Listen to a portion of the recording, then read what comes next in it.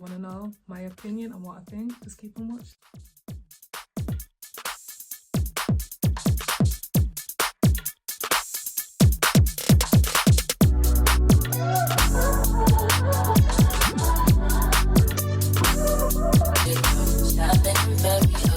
Hey guys, what's good? It's your girl Nisi here and I'm back with another video, and I want to give a huge shout out to my new subscribers and obviously my remaining subscribers. So I'm on the road to 500 subscribers. I want to try and reach 500 by the end of April, and obviously I need my watch hours so your girl can get monetized. So if you're new here, hey, come and join the fam and subscribe to your girl. But yeah guys, testing 1 2 1 2. I got a mic again because in some couple of like videos ago someone was like, I can't hear you.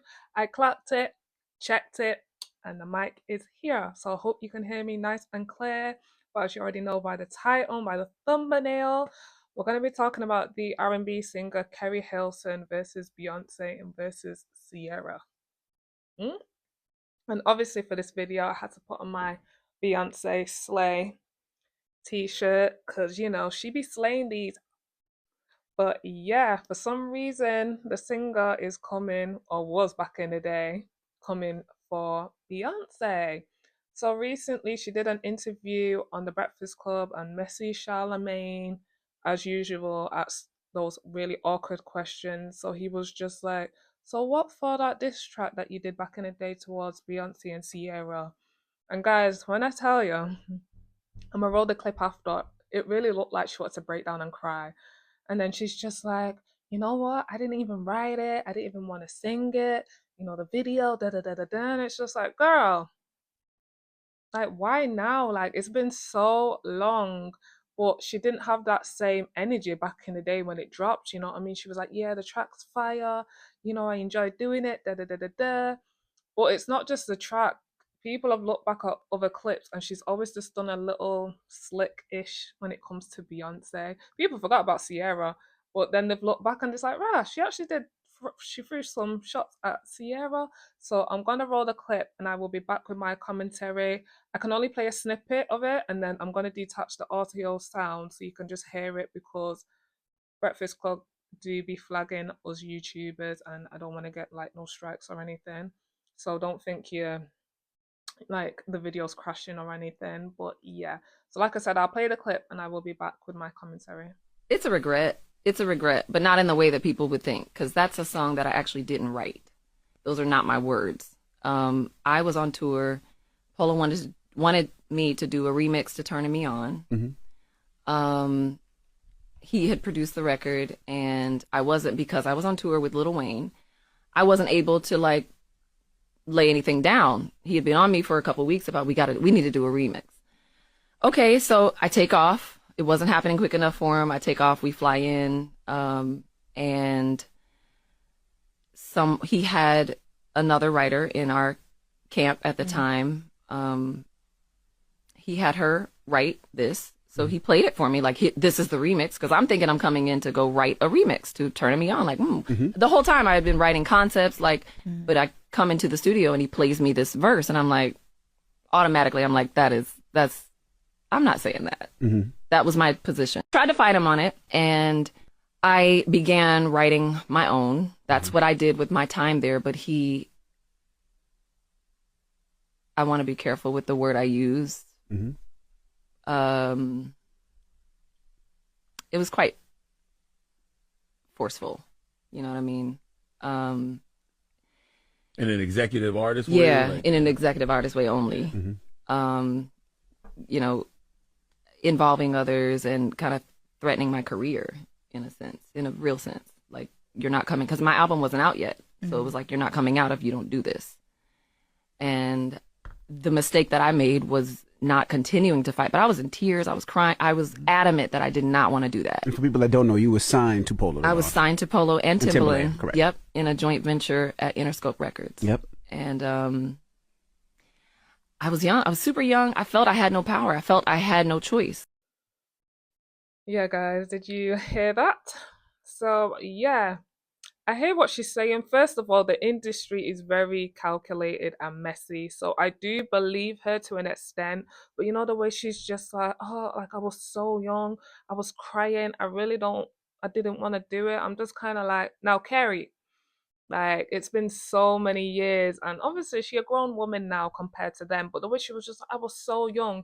There's people that have come into the industry that have been younger than her. So let's use Justin Bieber. Like he was literally, you know what I mean, 14, 13. He was super young. You wasn't that young. Like, come on now. If the only person that can say that is like, you know, the Selena Gomez, you know, the Ariana Grande, you know, the people that have come from Disney, then they became singers. You know what I mean? But you were young, but you weren't that young, and you still could have said yes or no. I get it. It was a double-edged sword because they were threatening her album, so I get it. But at the same time, I'm like, why would you come for the queen? It's just stupid. And looking back now, was it worth it? Because after that, she pretty much got blackballed. Her career was never the same. Certain producers and DJs were not messing with her. And then eventually, you know, her and Timberland, they fell out, allegedly. And then, yeah, everything just fell to pieces. And then she did go back to writing for people. And she ended up doing like those snide movies, you know, that you can find on like, was it Two Body? Sometimes I'll be watching some weird stuff and then she'll just be in it and I'll be like, oh, but she's just she's way too talented to be, you know what I mean? Like, I'm trying to think who's in the industry now. So maybe like a Money Long or like a Scissor. I'll use Scissor. Scissor is really successful. I feel like that's where Keri Hilson could have got to, but it never happened. And what people are saying, which is so funny, how she told Sierra to go and sit down somewhere and have some babies. Sierra's still out here popping. She just recently toured with Missy Elliott and Busta Rhymes. Like, so don't come for Sierra. Like, Sierra is, you know what I mean? She ain't the best singer, but she is that B. She's an amazing dancer. You know, her performances. Like, I wouldn't mind seeing her in concert, but it's just funny how she said, go sit down and have babies. Sierra be having babies back to back and she's still popping. She's still dropping records. She's still touring. She's, you know what I mean, at fashion weeks. And Keri Hilson, we ain't seen you in years. So, you know the saying, be careful who you come for, you know what I mean? Because karma, God don't like ugly. So I feel like she's getting her karma. She's expressing her truth. Obviously, she wants to come back in the industry again. You know, she wants to drop music. But I feel like her time's passed. No offense. Music's not the same like how it was back in the, you know, the 08s. Like, you've not even got that audience. You know what I'm saying? But I wish her all the luck. Again, she's very talented. So, but again, you know, like features and stuff, I just don't feel like she'll be able to do it. But yeah, but let's get into some people's reactions. So by now we've all seen Keri Hilson go on the Breakfast Club and admit that she did not write that god-awful diss towards the queen, Beyonce. And then Esther Dean got in the comments and exposed herself and said that it was her. And then put out that weak-ass apology this morning. Or last night. Anyway, I just want to know how many people were in the room and were they new there? Because at that juncture in Keri Hilson's career, I want to say this was her first or second album. Beyonce had already been in the game for 10 years at this point and had won 16 Grammys. What would make you think that that's the shark you need to go after? What would make you think this the bitch I need to diss? Like, you should have dissed like A. Marie or something. I don't know. I don't even remember who was out that time, you know. But bitch, what would make everybody in that room think, yeah, this is the good idea. This is the one. This is going to tear her down. First of all, it was ass. It was ass nuggets. Okay? Esther Dean, and I know you be songwriting for people, but the only thing I know about you is dropping it low, girl. So, all I'm saying is, what would make you think that this would dim Beyonce's career, again, who was a veteran to Keri at this point, that would dim Beyonce's career and be an advantage for Keri Hilson, that it would uplift hers in what way? Like, what was the real thought? And did no one in the room say it was a bad idea? And I also don't like how Keri is making it seem like, yeah, it was kind of forceful, which I get, right? Like, you a new artist, you trying to please everybody, but I would have been like, bitch, I'm not going against Beyonce. What the fuck? Like, was there no other option? Cause the careers were not comparable. Like, who are you to tell me to sit down and have some babies? Not only did I sit down and have the babies and I'm still ahead of you, but now you just put your career on the line for what? And messed up a industry relationship for fucking what? Loser. But I do want to add a thank you to Keri Hilson, because without that, we may not have ever gotten this my shit bad Ooh, down. listen, everything she said, I agree. Loser. She made me laugh. But yeah, first of all, let's give thanks because, again, if Keri Hilson didn't do that, would Beyonce would have dropped Bow Down Bees? You know what I mean? That had a lot of the R&B girlies in a twist, like Keisha Cole. Like a lot of artists were feeling some type of way, and that's one of Beyonce's hardest tracks, in my opinion. But yeah, like she said, I just feel like the guys that she was under, they set her up. Like Timberland's been in the industry for so long, and it's just like I just don't get why would you set your artist up, because if she doesn't make money or if people are not messing with her, you're not gonna get paid, you know what I mean? So I just think it's really stupid that they did this. And plus she didn't need to, because she had that really hot track with Kanye West and Neo at the time. And she was just popping again. Turning Me Off was with featuring Lil Wayne. Like she was popping that album, you know what I mean? Like Keri Hilson was being played. So I just don't get why they would do this. It's weird. Obviously, in the industry, they like the whole little beef thing. Like they did it with Rihanna. They tried to put Rihanna against Beyonce, and it didn't work. And plus, that wouldn't make any sense. Beyonce is Jay-Z's wife. Rihanna was Jay-Z's artist. Like obviously, in nowadays we have Nicki versus Cardi. Allegedly Cardi's coming in the industry to replace Nicki, and it's just like war rough. But yeah, I agree with her. The people that she was working, they must have been new. It's like, do you not know who Beyonce is? Like she said, Beyonce already had Grammys under her belt. She's literally a veteran compared to Keri Hilson. So why would you do that? That's just like Beyonce trying to come for like a Diana Ross. Like it just wouldn't make any sense. And yeah, that the whole diss track was just whack. Like I loved that song "Turning Me Off," but the whole diss, like it was just weird. It's just like, you know what I mean? If Beyonce sent shots first, then I could understand, because then hers would be a response. But because it was a remix, but then she was throwing shots in a remix, it just didn't make sense. It was just like, okay, girl, like if you say so, but no. As someone who was a young Beehive member during the height of that Keri Hilson shit, and who also loved Keri Hilson, put me in a position, when I was like in middle school, where I felt like I had to choose a side. And I had to get with the winning team, but I loved me some Miss Keri, baby. My name is Keri. I'm so very fly. Oh my, it's a little bit scary. Bitch, when Pretty Girl Rock hit the streets, it was like cracking 80s. And then she had that music video that was like referencing all these amazing black women through the decades. Oh girl, it was sickening. So it's like all these years later, hearing this backstory, it's like, damn, bitch. Damn. You could have been, the other her. Beyonce already her. You could have been the other her. You know what I'm saying? And I definitely understand everything she was saying. I definitely understand even how she popped at Esther Dean. Like, girl, it's been 11 years. Why are you trying to hop in there? You ain't never said shit. My only question, though, and I'm trying to think, Keri, as someone who was there and, again, very tapped in, because I felt the need to choose sides. So I was like, oh, Keri was being shady on them red carpets. There was a couple situations. Like, I mean, the famous Happy Birthday, Beyonce. Now that I'm thinking about it contextually, I'm thinking either, she may have had an issue with Beyonce for real, or she had an issue with Beyonce by proxy by men, like how they made her do that. She didn't want to do it. So now it's like, oh, now we got to bring up Beyonce. Now I got to participate in this beef. I know, I wouldn't want to participate in the beef with Beyonce either. She felt like she was backed into a corner. This my conspiracy theory giving Keri Hilson the benefit of the doubt. She never wanted to be for Beyonce. She never wanted to do anything like that. But I will say, they might have said, you the perfect bitch to go up against this bitch. You know what I'm saying? They made her do it, and then by, default, Beehive, we get a little crazy. Remember they was throwing Beyonce CDs at her at one point? So even if she did not have beef with Beyonce personally, at a point it did become like, stop talking to me about that lady, and then you actually do get an attitude, and then you actually do be coming off a little shady when you never had a real issue to begin with. It was a manufactured issue by motherfuckers around you.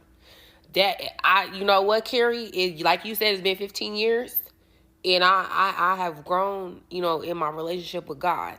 I am willing to believe that.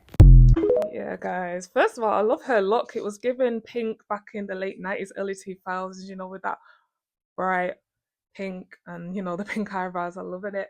But yeah, you know what? I agree with that. I feel like we're probably around the same age group. Because I remember Keri Hilson. I was like, leaving high school, going into college. But I agree. It felt like, we're kind of torn and we had to pick a side. And because we know Beyonce from way back in the 90s, obviously a lot of people gravitated to Beyonce because Kerry was still new. So it's like, who's this girl trying to come for? It was just so random. But yeah, you know what? I love what she touched on because obviously in interviews, people are like, is there a problem with you and Beyonce? And she's always been like, no, da da da da da, played it off. But when she touched on that time when she said she had to say happy birthday to Beyonce, listen, guys, when I tell you, it felt like someone had a gun at the back of her head. Like, them ones like blink twice if you need help. She was just like, happy birthday, Beyonce. Like, you know what I mean? It was bad. And then there's another time on a red carpet where Juicy magazine from back, like, taking us back, you know what I mean, was asking her to hold up and, give them a shout out. And before she held up the magazine, she was like, who's on it? It was a picture of Jay-Z and Beyonce, obvs. And she was just like, no, no, no, I can't do that. And it's just like, it's not about the, you know what I mean? They wasn't saying give a shout out to Beyonce and Jay-Z. They were like, can you shout out our magazine? And she was just like, no. And it's just like, rah, you know what I mean? So as much as she said there's never been any tension or anything there, you feel some type of way, even if you didn't write the lyrics to the remix. You know what I mean? There was something there because you've always just thrown little shade, you know what I mean? And one thing about us black people, we're gonna catch the shade, okay? So y'all remember them lyrics Keri Hilson had in her song back in the day that was like a diss toward Beyonce that basically ruined her career? Why is it now that she's coming forward? She's on the Breakfast Club recently and talking about that, and then talking about how she basically was strong-armed into doing the lyrics and she felt like she was taken advantage of and all these things. Then on the other hand, you got Easter Dean. Y'all remember her? Drop It Low Girl. She didn't came forward and said she's the one who actually wrote the lyrics. Like, this is just wild to me. All this is just coming out. And it's like, I feel like two things can be true. Like, Keri might have been taken advantage of. She felt like she had to go through with it, to make her bosses happy. She didn't want her career to suffer, which it ended up anyway, unfortunately. But on the same time, I do remember you being a little petty and a little shady, and there was things that you were doing after the math. Wasn't there a time where there was like a red carpet situation and Keri didn't want to hold the magazine that had Beyonce and Jay-Z on the front, right? Wasn't there something like that? And like I said, this non-existent beef, like unprovoked. Some people even say some of the lyrics in that song was about Sierra, which I don't understand why she'd be talking about either of them at the time, which is crazy. But y'all, how do y'all feel about this? It's been like, 16 plus years? And Keri's coming out saying how things went down. Esther's coming out saying that she's the one who wrote the lyrics originally. It's like, girl, you've been sitting on this whole time knowing, and you saw this girl's career suffer, and you never spoke up and said nothing? That's wild to me. And I'm trying to figure out why Keri never said nothing, even like well after the fact. Like, why did you never say anything until now? Like, if you felt like you were taken advantage of, why not say that? Why was you acting petty after the fact? Now, Keri girl, I did not like how they did you. I didn't like how they did you or that career. But you're not finna sit here and let Esther Dean take all the problem for that. You're not finna sit here and let her do that. Because you was on the red carpet, no Esther Dean in sight, and they tried to hand you that magazine with Beyonce on it, and you was acting confused. Like you didn't want to take it.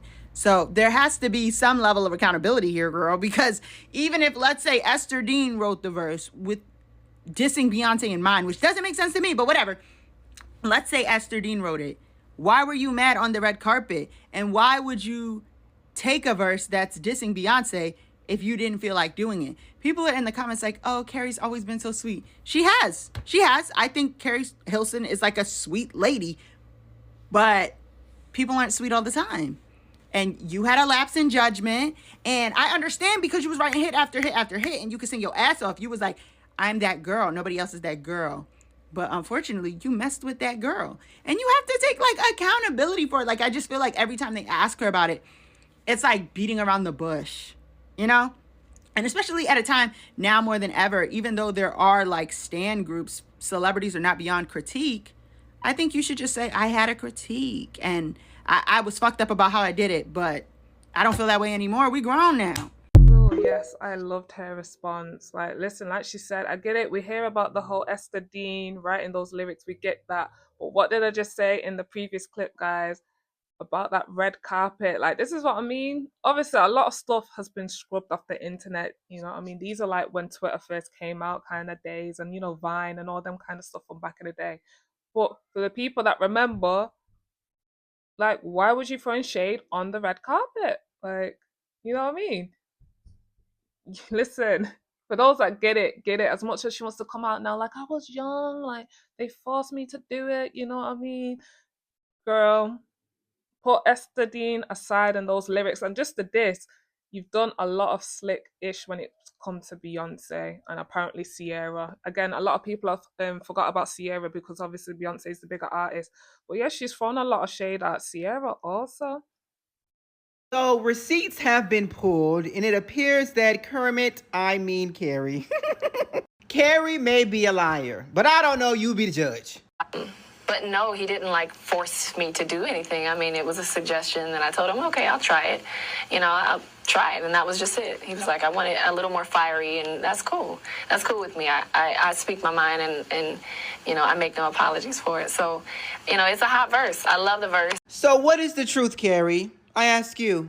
What I'm going to say, my thoughts on it is, because that interview is old and around the time that she was probably promoting the single, I'm going to say that the power dynamic was still in play. So she was still taking the heat for the song. I am going to believe that she lied about that because she was probably still signed to that label and she didn't want to fuck up her career. However, I will say that you took it just a little bit too far. I get you not wanting to record the song. You said, I don't want to do it, but you had to do it. You was forced to do it, whatever. Everything that happened after that, subsequently, you were being shady at your own right. You refusing to talk about that magazine cover was shady. Apparently, they asked you to be her in your Pretty Girl Rock video. You declined to do that. That was shady. There were a lot of other things that were done shadiness, so your hands are not clean, Kermit. Also, everybody in the comments saying, oh, she already said this. She already said this. Do it look like I keep up with her? Do it look like I keep up with fucking Keri Hilson? Why would I know that she's already said this before? Maybe this is the first time she's actually said it on a major broadcast interview, not a YouTube one, but this is my first time hearing her say it. Even Lauren on The Breakfast Club said that this is her first time hearing her speak about this, and she's the fucking interviewer. So clearly she wasn't speaking about it loud enough. But I feel like since her stance has completely changed from when she first put out the song, when she said that she wasn't forced, to her being now saying that she is forced, I feel like she needs to clear up that old interview because people are not going to buy what you're selling. I mean, they wasn't going to buy it regardless, baby. I listened to it on the iPod. Esther Buki, the Beehive gonna come get you. Cause why did it take you all these years to finally admit you wrote the diss track against Beyonce?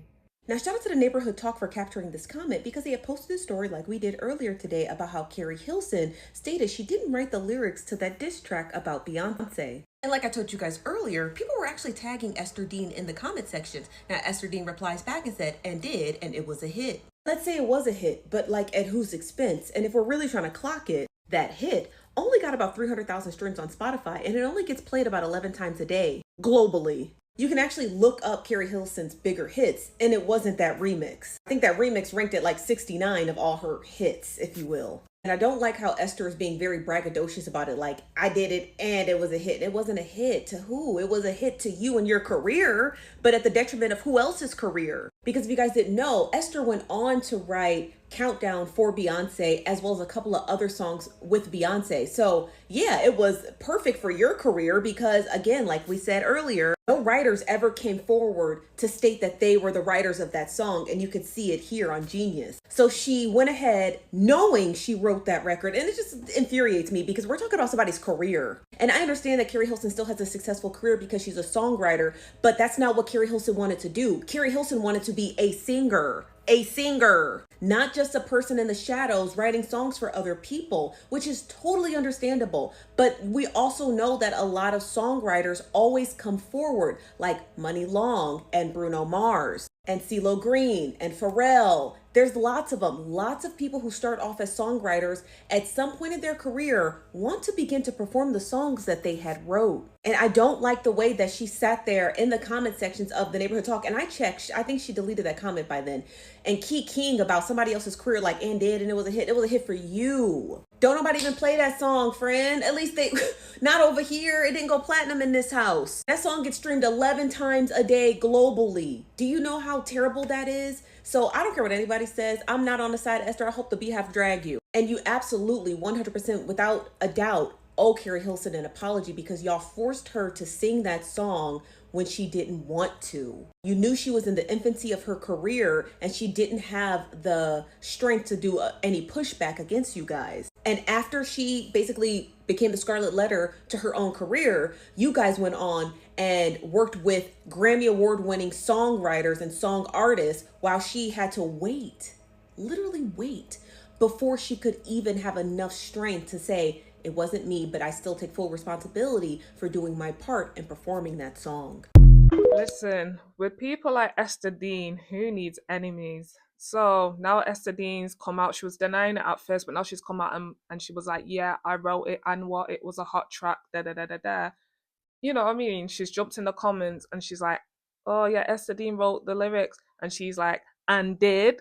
Now, if you know anything about that, and did, that was when Offset tries to come for Cardi B for sleeping with someone while she was pregnant. And obviously Offset thought he was embarrassing Cardi, but Cardi B was like, nah, yeah, I did that and did, aka what you gonna do? So with Esther Dean, what's really, like that girl said, it wasn't a hot track. Like, even if it was just a hot track in America, it definitely didn't lick over here in the UK. And listen, we only know Esther Dean for that one track. Because when this was trending, I was like, who the hell's Esther Dean? And then I seen the track that she's famous for. I was like, oh, yeah, I remember this song. Drop it to the, drop it. Yeah, I remember that track. But yeah, again, I don't know much about her being an amazing songwriter, but she has wrote for a lot of artists, even Beyonce. So this is mad. It's just like, wait, so way back when you was a nobody, you came for Beyonce. And now, you know what I mean, you're big in the music industry, you're writing for a lot of artists, you wrote for the same woman you dissed back in the day. When I say, guys, like, literally, you can't trust anyone, you know what I mean? Obviously, it doesn't matter to Beyonce, she dissed her or not back in the day, because as long as she's wrote for Beyonce, she's getting that coin for Beyonce, innit? But this is crazy, you know what I mean? Like, you know what I mean? It's not like Beyonce's gonna take off the whatever track she wrote for and take it off the album. Like, it's already been done, and that's why a lot of people are like, Keri Hilson, why have you come out now and said all this? Like, you've had so many opportunities to come out, and it's like, why now? I know she's trying to, drop a new album, get back in the industry, but the time is just very weird, and everyone's just like, girl, like 16 years later, like, you know what I mean? It's just crazy. And then listen, Beyonce didn't pay no dust back then, and she certainly ain't paying no dust now, and I just feel like, since the whole P. Diddy, Jay-Z's been brought up into a lot of mess, and then you've got Kanye West talking about their kids. Just recently, everyone's just been coming for the Carters, like, just each and every way. So, yeah. So Keri Hilson was on the Breakfast Club, and she was saying how Polo the Don forced her to record her Turning Me On remix, where she dissed Beyonce and Sierra back in like 2009. And of course, this is not the first time I've heard the story of Polo the Don putting her up to this, but I just cannot see past the bullshit. I don't like how she's portraying herself to be a victim in that situation because she had a choice. You did not have to record that song. And I'm actually a fan of Keri Hilson. She had a nice run from 2008 to 2010. Loved her music. I even had her as my ringtone. But my thing is this. You came in the game and you thought that you were the new girl on the block that was going to take Beyonce and Sierra's spot. Because when she was at the height of her career and she was doing interviews and they was asking her about that song, she said she's not recanting anything. She said nobody's going to give it to her, so she has to take it. She said she loves that song. It was a total different story than she's telling today because she was at the height of her career. Had she stayed at the height of her career and Beyonce and Sierra had went into oblivion somewhere, I guarantee you today she would not be saying that she was forced to do that song and she regretted it. She only changed her tune once she started getting real backlash. And the backlash didn't even come immediately. You know when the backlash really started? When Twitter really popped off and the Stan Wars was going on. Once the Beehive got on her ass and her career started dwindling, that's when she started telling the story of, I was forced. She didn't realize that the consumers that were tuning into her music because she was a good R&B artist that came out were the same people that were supporting Beyonce and Sierra. So when you diss them, you kind of lost a lot of fans from that. But of course, people love to blame Beyonce. Y'all swear Beyonce got her shelved and blackballed from the industry. Listen, guys, I loved her response. Like, I like Keri Hilson. I even had her as my ringtone. I know that's right. You know what's mad when she said that? Like, Keri Hilson, her journey from '08 to 2010. Like, guys, you know how short that is, and that's all because she did that stupid diss track. You know what I mean? 2 years. 2 years in the game. She did make an impact. We're not gonna act like her sons till today can't come in the club and you get down to it. Obviously, she was working a lot with Timberland, and you know what I mean. Timberland holds a lot of weight, but I agree with her. Like, come on now, I get it. He threatened you and Esther D. Like, we get it, but listen, all of yous are corrupt. All of y'all are involved. You know what I mean? Timberland's worked with Beyonce before, so even that, it's just like, whoa. You know what I mean? Listen, like she said, girl, we're not stupid. Because if you look at her interviews from back in the day, she was 10 toes down. I love that track. Yeah, it's me. I had to take it. You know, things in the industry ain't getting. You know what I mean? You have to take it. You know what I mean? She was very feisty back in the day, and now she's grown. Now she's more like mellow. She just wants peace. But back then, she was quite feisty. You know what I mean? She was like, I'm here, I'm what, da da da da da. You know what I mean? She was talking her shit back then, and now she's just like, almost crying in the interview saying, I didn't want to do it. Like, I had no choice. So, obviously, people are brought up a lot of her old interviews that they can find, and they're like, girl, is this you? Studio leaked a record that's considered a diss song for Beyonce and Sierra. Is that true? It's considered that. Yes, Polo had this idea. No, he did not leak it. It's not the version Polo wanted out. Okay. Especially the version with him talking all over it. It sounds like he's instigating something and giving more meaning into the lyrics than were initially intended.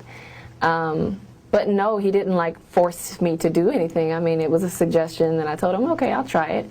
I'll try it, and that was just it. He was like, I want it a little more fiery, and that's cool. That's cool with me. I speak my mind, and I make no apologies for it. So, it's a hot verse. I love the verse. Yeah, guys. This is crazy. When it's just taking you back to those times. But like the girl said, this was when Twitter was just, what I mean, just coming out, Instagram and everything. And then obviously you had the navies for Rihanna, you had the Beehive for Beyonce, you had the monsters for Lady Gaga. Keri Hilson didn't have anyone. Even Sierra, even till today, I think she calls her like followers like the CCs, I think. But you know what I mean? Keri Hilson didn't have that. So listen, even though when she got blackballed and people weren't checking for her, like the Beehive was still coming, they'd be in her comments on Instagram.